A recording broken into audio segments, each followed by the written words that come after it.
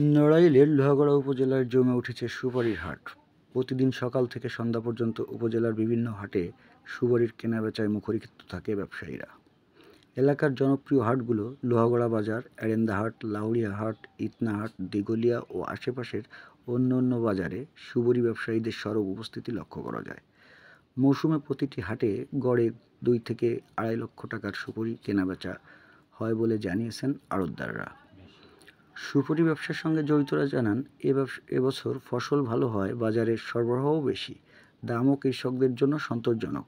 এতে কৃষক, আড়তদার ও খুচরা ব্যবসায়ী সকলের মুখে হাসি ফুটেছে।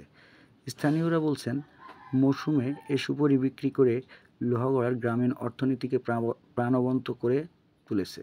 শুধু স্থানীয় বাজার নয়, এলাকার সুপারি বিভিন্ন জেলায়ও যাচ্ছে, ফলে চাষিদের আর্থিক উন্নয়ন ঘটছে।